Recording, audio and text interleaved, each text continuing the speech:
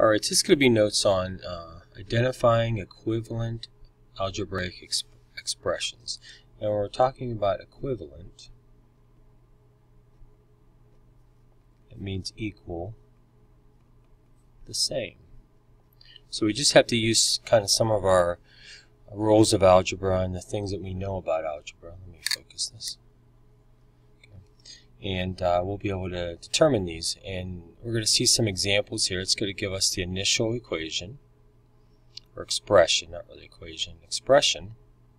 It's going to ask us to look at the other ones and see if they are equivalent or not. And we're going to look at two of these here and see how they turn out. So the first one here, x plus x plus x plus x.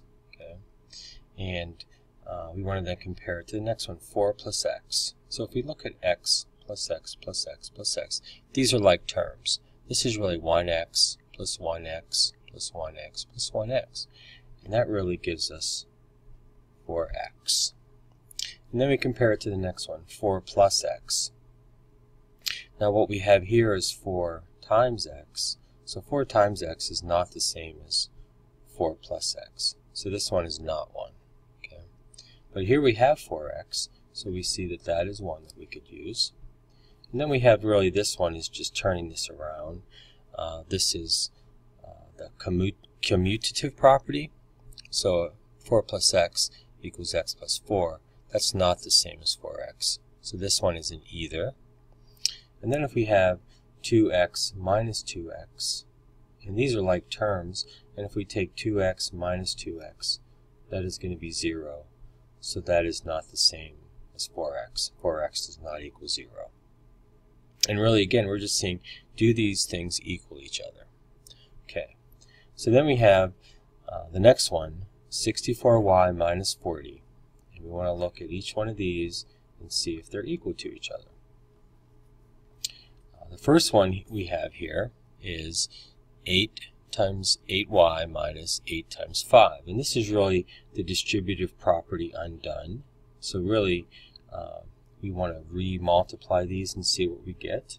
So 8 times 8 is 64y minus 8 times 5 is 40. That's the same as that. So we'll check that one. And then here we have 24y.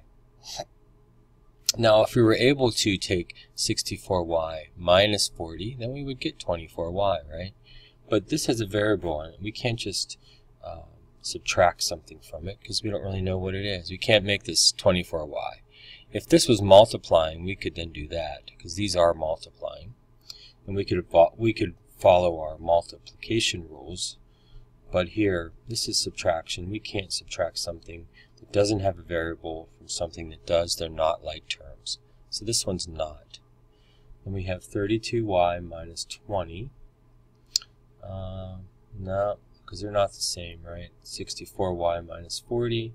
If we took 2 out of it, right? If we took 2 out of this, like if I go down here, 64y minus 40, I could divide both by 2, and that would give me 32y minus 20, but then I would have parentheses in front of it, and I would still have that 2, and 2 times 32y minus 20 is not equal to 32y minus 20.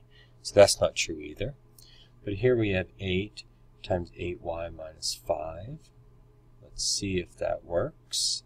So if we divide out of this 8, so if we then again here, we take 64y, we divide by 8 minus 40 divided by 8.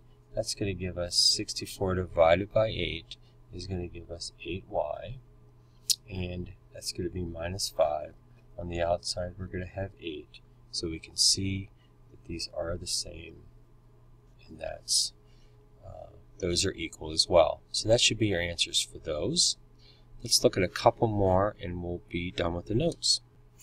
Okay, so this is another example. Again, we're identifying equivalent expressions here. Let me get a different notes sheet here. So right here.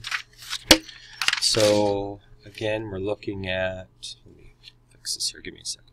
So again, we're trying to see, does this expression equal any of these over here? And we're just, again, using our math rules. So here we have 3x plus 18. And looks like we've used the distributive property, and we've taken 3 out of this expression because we see 3 in front. So then if we divide this one by 3, so we'll do that down here. 3x plus 18, divide by 3, divide by 3. That's going to give us 3 times x plus 6. We look at that one, it's the same, right? So that is the same equivalent expression. We then look at this one. This one looks like the distributive property, right? So this is 3 times x, 3x, 3 times 6, 18. Those are the same. They are equivalent. And then here we have 3 times 6x plus 1. So if we did this one, 3 times 6x would be 18x plus 3. So again, we're a little bit off. We have the x on the wrong one. Here we have the x on the 3x. Here we have it on the 18. 3 is by itself instead of having an x. Oh, so let me do that again. So here we have x, 18x, but here we have the 3 with the x. And here we have 18 by itself, but here's the 3 by itself. So these aren't the same. They look similar. They're not really the same. So this one's not. And then 21x. If we could add 18 to 3, we can't, because it has a variable on it. They're not like terms, so we can't add them. So this isn't equal either. So let's look at the bottom one. Here we have 18 plus 9y minus 1 minus y. And we can see here we have some like terms. We could take 9y and negative y. We could take 11 and minus 1. So let's just do that really quick. So 11 minus 1 is going to give us 10. And then 9y minus 9 is going to give us 8y. So 10 plus 8y. So then we look at the next one. 8 plus 10y. And we have the variable switched. Instead of being on the 8, it's on the 10. So this is not the same thing. And here we have 10y plus 8y. And it looks pretty similar, right? We do have the 8y. We might want to take the y out. So y times 10 plus 8. Right? We could do that. Take that y, it's shared by both of them, and then we'd have 18y. That's not the same, right? If we could add these, it would be the same, but they're not the same either. And here we have 10y plus 8. There's one. Well, not quite. Looks similar, right? It's not really different than this one. Just switched around a little bit. It's not the same. And here we have 8y plus 10. Looks pretty same. Here we have 8y plus 10 plus 10. So that's our equivalent. And that's kind of how you do them. You just look and see if they're similar. It takes a little bit of math to do it. Some of them you have to check over, go through the math. It might take a little longer than you're used to. Test your understanding of the math rules, but that should be it. Add these notes to your notebook, and then you're ready to do the homework assignment.